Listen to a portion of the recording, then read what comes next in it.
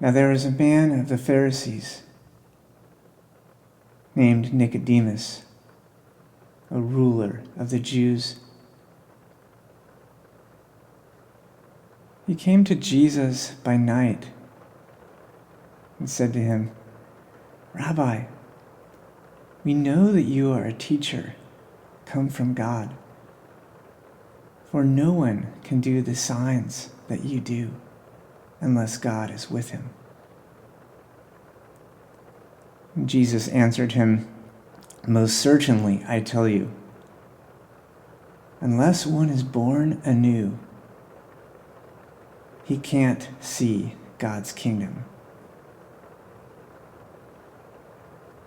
Nicodemus said to him, "How can a man be born when he is old? Can he enter a second time into his mother's womb and be born?" Jesus answered, "Most certainly, I tell you, unless one is born of water and the Spirit, he cannot enter into God's kingdom. That which is born of the flesh is flesh. That which is born of the Spirit is spirit. Don't marvel that I said to you, you must be born anew. The wind blows where it wants to, and you hear its sound, but you don't know where it comes from and where it is going. So is everyone who is born of the Spirit." Nicodemus answered him, "How can these things be?" Jesus answered him, "Are you the teacher of Israel and don't understand these things? Most certainly, I tell you, we speak that which we know and testify of that which we have seen, and you don't receive our witness. If I told you earthly things and you do not believe, how will you believe if I tell you heavenly things? No one has ascended into heaven but he who descended out of heaven, the Son of Man, who is in heaven. As Moses lifted up the serpent in the wilderness, even so must the Son of Man be lifted up, that whoever believes in him should not perish, but have eternal life. For God so loved the world that he gave his only born Son,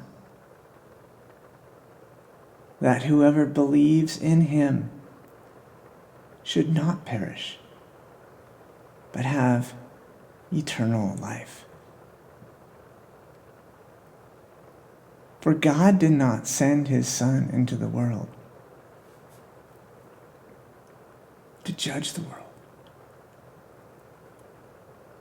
but that the world would be saved through him. He who believes in him is not judged. He who does not believe has been judged already, because he has not believed in the name of the only born Son of God. This is the judgment, that light has come into the world, and men loved the darkness rather than the light, for their works were evil.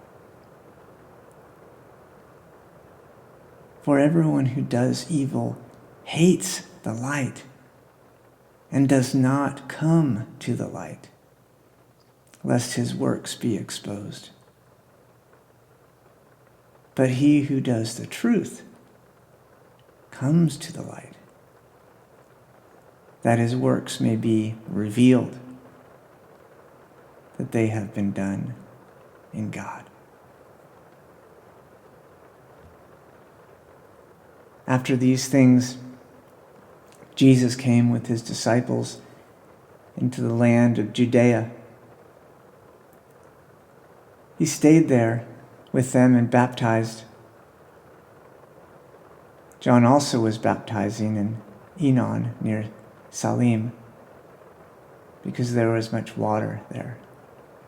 They came and were baptized. For John was not yet thrown into prison.